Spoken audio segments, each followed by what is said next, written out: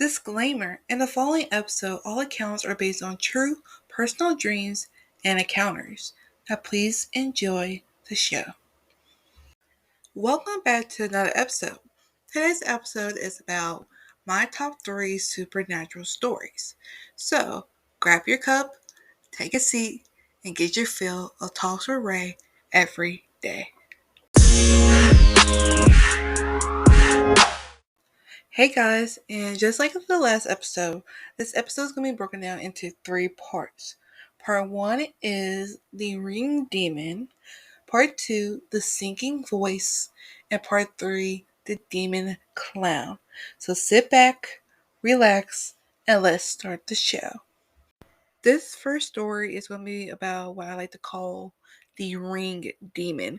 For those who've seen the movie The Ring or The Grudge, this is her. Like, this is literally exactly her. Like, long black hair, white, gray skin, my had red eyes. And when I tell you she was so scary, like, y'all, she was scary.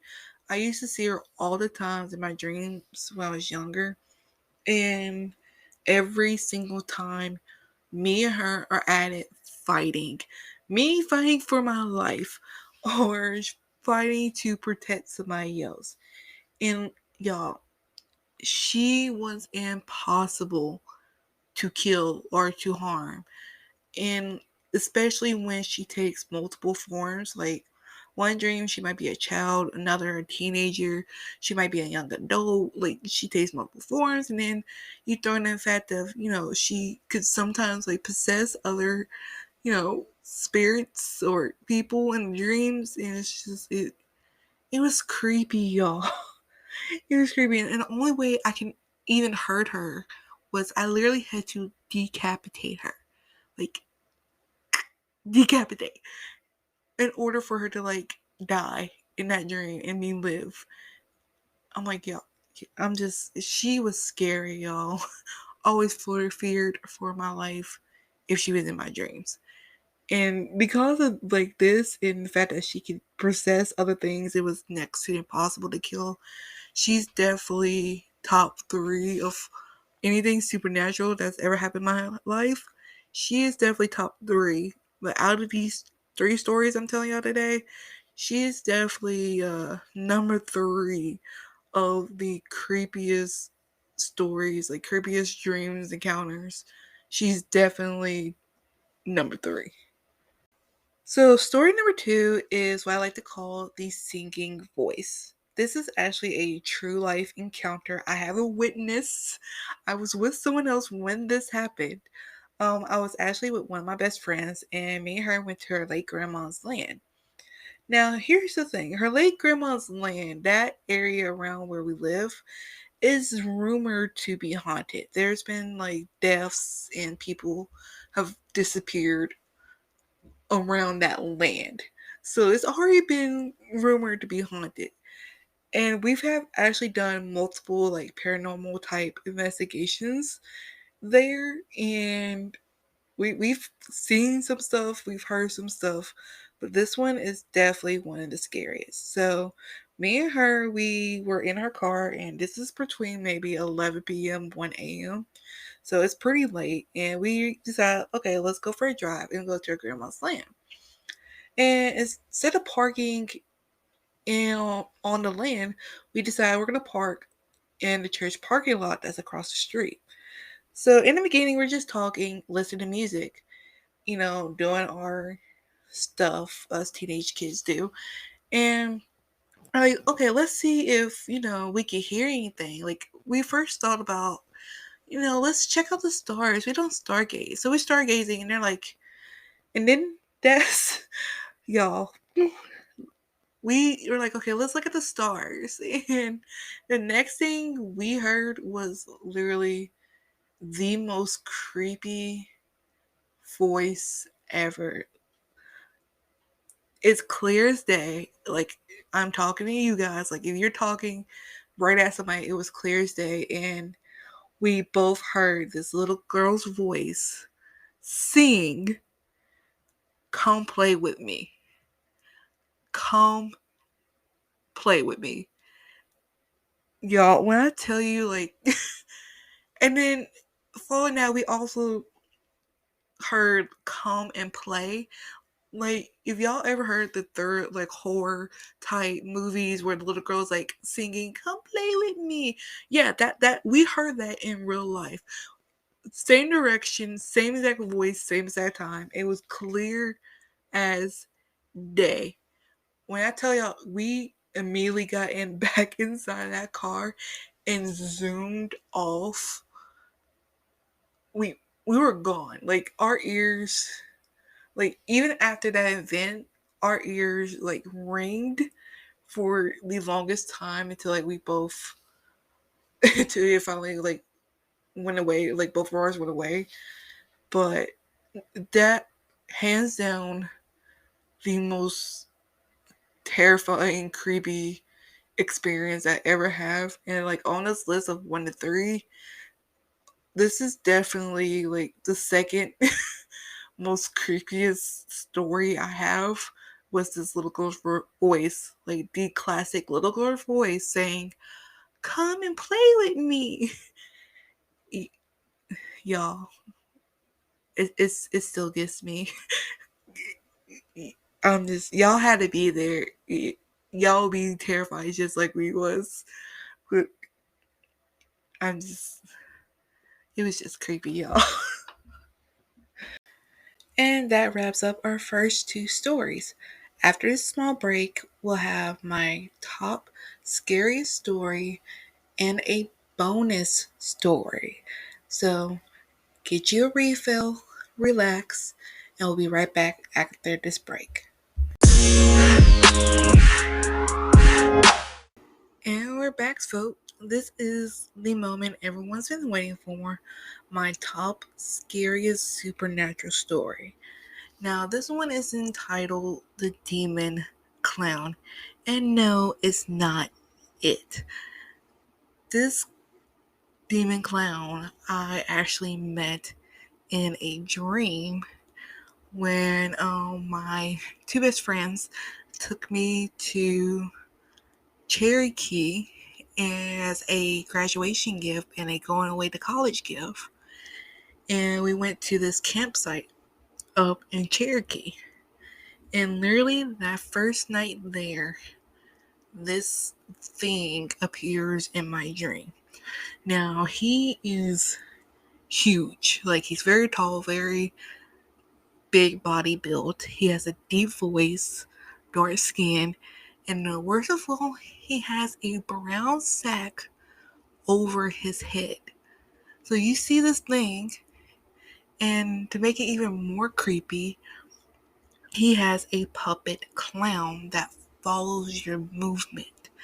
So the clown is kind of like the elf on the shelf. It follows you wherever you go. And he uses this clown to collect your fears because he feeds on said fears. So you have this clown demon in my dream, like at the end of this hallway, and he's walking towards me in this dream with this clown, like deep voice laughing, saying, "I sense your fear, give me more." And like, I'm paralyzed in this dream, man. Like, I can't do nothing. I can't run. I can't walk. I'm just cowering in this dream because this huge monster looking entity is pretty much has me paralyzed in fear, and he feeds off of it. And so because like he is a very tall, powerful entity, and he has this creepy puppet, clown puppet that follows you everywhere and collects your fears, he's literally the most scariest thing I've ever encountered in my life. Like, he stays at number 1 because I woke up at a dead sleep, terrified, could not go back to sleep because I did not want to meet this thing again. So, out of all the stories, the rain demon stands at number 3, the singing voice stands at number 2, And this clown demon will forever stand at number one. And as promised, I'm giving you guys a bonus story. Now, this story is about a clock that is a running joke in my family. And I'm gonna let you guys decide whether or not this clock is possessed or it might just be faulty. And so this bonus story is entitled The Quote Unquote Possessive Dora the Explorer Alarm Clock. So this is what happened, you guys. I was obsessed with Dora the Explorer when I was a child, and I had to have anything Dora the Explorer. So my lovely parents got me a Dora Explorer alarm clock. And this is your, typical plug-in alarm clock. It had the little star button that you push, and it says Dora phrases in the song, and it can also run on battery. I adored this clock. It was one of my favorite clocks. Until things went very left field one day. So we did have a power outage one night. It was a very bad storm. We had a power outage. And we don't know if this is what caused it or what. I'll let you guys decide. After this night, Dora was still doing the same, saying, hola, mi Dora, and now tell me your wish, classic sayings of the alarm clock. Until one day, no one was in my room at the time, and the clock is plugged in. And I believe at the time it was me and my sister and my mom were all in the house. Suddenly, my door clock goes off randomly. There was no alarm set. It was just plugged in the wall, no alarm set. And it just randomly goes off saying, hola, mi Dora. And, tell me your wish. It kind of freaked us out. Like, this alarm clock randomly goes off. No one's messing with it. There's no alarm on it. It goes off. Okay, we don't think about it until another day goes by and it does it again. Once again, no alarm, plugged into the wall, no one's in the room, and you physically have to push the little star for it to speak. No one pushes the star. No one's in the room. No one's bothering, and it goes off by itself. Now, this has happened twice now. And we're like, okay, maybe it was the power outage, it's faulty. Until it keeps happening multiple times, y'all. This clock goes off by itself, no one messing with it, multiple times. Eventually, we're like, okay, what if we just unplug it? Unplug it from the wall, it'll run on batteries. It'll be fine. No, guys. No, this clock still goes off. Nobody's in the room. There's no alarm set on it. You have to push the button in order for it to speak. No one's in the room, and it goes off randomly. Once again saying, hola mi Dora, now tell me your wish. Y'all, this happens multiple times. By this time, me and my sister, we have decided that this clock is not possessed. Like, this is a possessed clock. While, of course, my parents, my lovely, lovely parents, think it's just a faulty clock. It's the power outage. Okay, sure. Until, you guys, we take the batteries out. Now, this clock is no longer plugged in. There's no batteries in it. So it should no reason go off by itself. I think y'all know where this is heading. One day, once again, not plugged in, no battery. You have to hit the little star to activate the speaking sounds.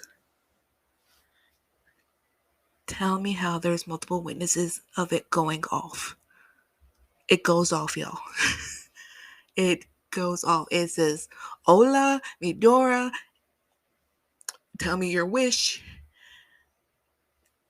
It goes off. No batteries, not plugged in. You have to hit the start, it goes off. There should be no reason this alarm clock goes off. And it isn't until years later, when I'm in high school, my mother finally believes something is wrong with that alarm clock. Because why? It's no longer in the room. No reason why it should just come on randomly and it goes off right in front of her. And she's like, oh, okay, maybe something is wrong. God, it was possessed. We still stand by that. Me and my sister still stands. It was possessed. It we don't know what happened that night, but the fact that it was unplugged, no batteries, you have to push the store in order to activate the speaking qualities of it, and it randomly goes off with no one near it and a dark room with no one inside, no one messing with the clock, and it just randomly goes off. Not once, but twice. I mean, I'm gonna let y'all decide. Was it possessed? Was it just a faulty wiring after the electric storm? Who knows? But as of right now, that clock no longer is in this house. So I'll leave it up to you guys. But that's the crazy story of the quote unquote possessed Dora the Explorer alarm clock. And that's the end of this episode, folks. Remember to stay safe and stay curious. Also, what should this community be called? Leave your name suggestions below. Until then, see you next time on Talks with Ray every day. Love ya.